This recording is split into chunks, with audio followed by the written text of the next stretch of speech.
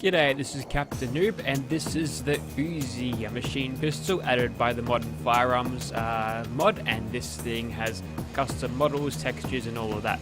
So we'll get into the attachments here. First up, we've got the receivers here. You can have a receiver with light BCG. That doesn't decrease weight, interestingly, but it does increase rate of fire at the expense of a tiny little bit of accuracy. Next up, we've got the barrels. We've got the 16-inch barrel or the 8-inch. I'll keep on the 8-inch, and because I'd like to put a muzzle attachment on this. If you have the carbine barrel, it does not allow you, so yeah, that's no good. So we'll put on the foldable stock there, even though it does really nothing but gives us a little bit of accuracy, so the accuracy we lost on the receiver is made up for, so isn't that nice? And for the mags, we'll go ahead and chuck on a 50-round mag there, because more ammo capacity is better.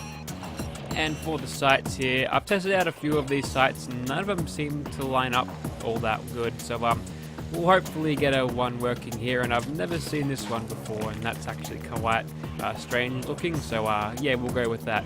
And for the muzzles, we're obviously going for a suppressor. The YAHM Phantom is always the one I choose, simply because it's on the bottom, and I reckon it looks kind of cool. And of course, you get a fire selector on this. If you go ahead and get the fire selecting training manual, you can actually switch that on the fly, which is nice. So if you want a nice semi-auto Uzi and switch it to full auto if it hits the fan, then that's good. And you've also got a legendary effect here, which we might use because this thing is certainly coming up lacking, at least now. So we'll head into Gunner's Plaza and see what this bad boy can do, eh? Righto, so here we are in Gunner's Plaza with our Uzi. Now I've gone ahead and chucked out the reflex sight that I attached in the attachment thing, so yeah, this thing's less of an eyesore now, but we still have to deal with the thing not being calibrated properly because the thing is actually sort of way over where I need to shoot. But thankfully every time we aim at a dude we have that little square there because obviously the intimidation perk there, and if you noticed how she sort of ragdolled before I kill her, yeah, you can actually knock people down with this weapon, which is actually really good. Now I thought that was only sort of reserved for high-powered rifles, but no, you can do it with submachine guns too, or machine pistols, whatever you want to call this. Also, this thing uses 10mm animations, so therefore it is compatible with them. Oh wow, what the hell did I just get hit by? That was a good shot from that gunner. Good for them, but I'm going to go ahead and crit him. Alright, now that you're nice and staggered, we'll just go ahead and finish you off with a little bit of gratuitous hip firing, and switch back to third person. Yeah, this thing is compatible with the third-person animation mods for the pistols, which allows you to hold them in one hand. And since this raider probably isn't trained on how to properly use a weapon, then I say it's a pretty fine thing for her to do that. Also, it's kind of cool holding a pistol with one hand, I reckon. Anyway, kill that gunner there. We have alerted some of these other gunners, so unfortunately we might get detected pretty quick here, but before we do that, we'll just go ahead and try to kill each and every one of these with a little bit of a sneak attack crit spree, and we've done pretty well on that. So there's another one. There's usually a couple of legendary gunners that show up. As you can tell there, I'm getting about 700 damage if I get a headshot on those sneak attack criticals. So yeah, this thing really lifts when you can get a sneak attack critical, just like basically any other ballistic weapon in the game that you can put a suppressor on. It's quite overpowered in this game, I reckon. The next Fallout probably won't have an emphasis on such an emphasis on being a overpowered stealth character, but I don't know, we've seen Bethesda do this since Skyrim Stealth Archers, but you know. Anyways, we'll go ahead and take out the last couple of gunners. We should be safe to just take them out there.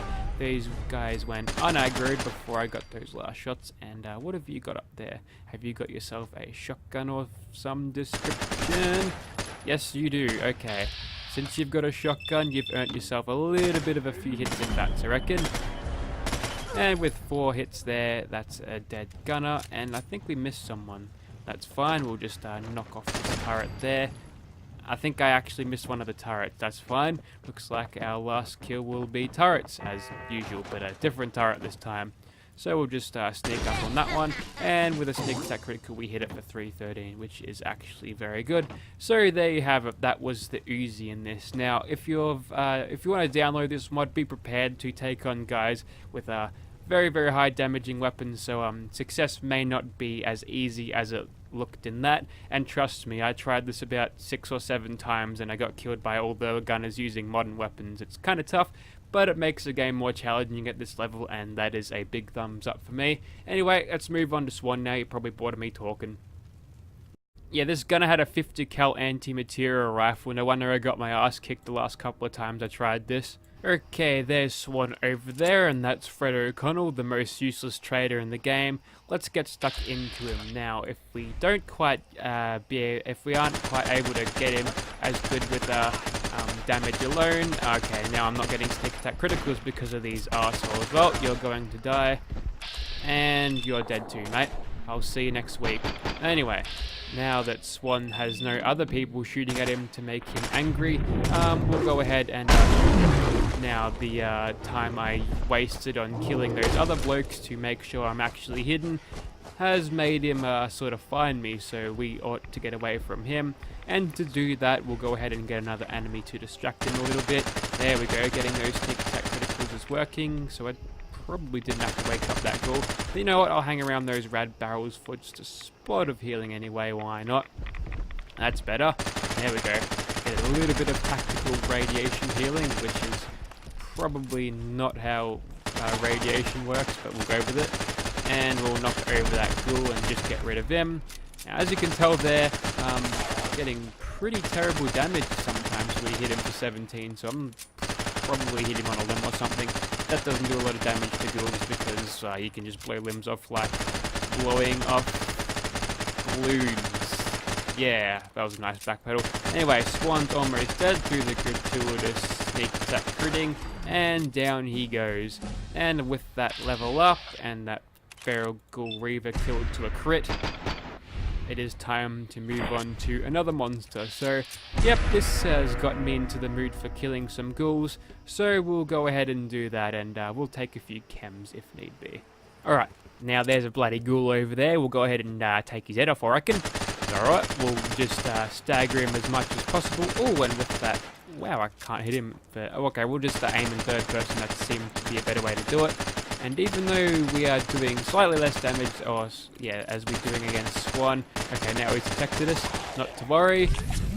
We'll go ahead and chuck some jet and some psycho in there, and I timed that just perfectly, so the roar in the jet slow-mo sounded kind of demonic, but since the taking of jet seems to alter the physics of absolutely everything in the world, he is still going from that knockdown I've got, which is good because now that he's in the water, he is completely vulnerable, and there we go. We've got him just in time for jet wearing off, so yeah, that is a pretty good use of chems. Now, all things considered, Psycho and Jet are actually kind of really cheap.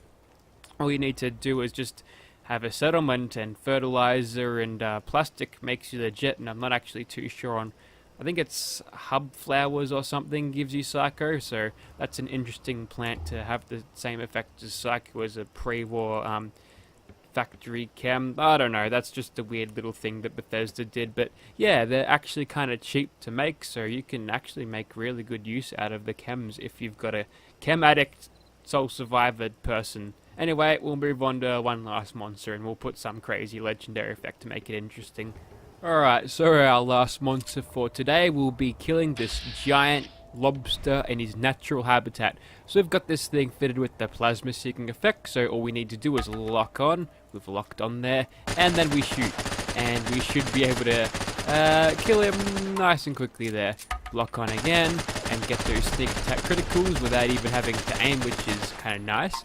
And lock on once more, and interestingly the 50 rounds in the mag is almost perfect timing for this thing to lose its lock on and then quickly lock on again, and yeah, it's actually working quite well.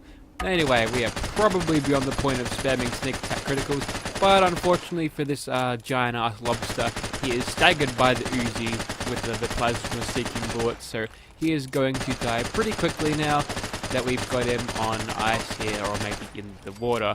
Anyway, the crazed Mylok lobster dude has died, and we get the spoils of war, and ooh, look at him. They're very, very creepy creatures, aren't they? Anyways, I think that is just about it for this thing. You can die, mate. And yeah, if you'd like to see this weapon in your game, be sure to check out the description. There shall be a link to that. This weapon mod is on ModDB and Lovers Lab, so you won't find this on the Nexus. But if you're playing on Xbox One, you can find this thing nice and easily on the Bethesda in-game search engine thingy, so no need to stress about that if you're an Xbox. And also, if you'd like to have some of the legendary effects, or the legendary effects displayed in this video, this one is actually available for all platforms, so you could chuck it on your assault rifle if you wanted to, and rain plasma bullets with that 18-round drum, and it should be quite fun. Yep, so links will be in the description for all of that. Thank you guys for watching.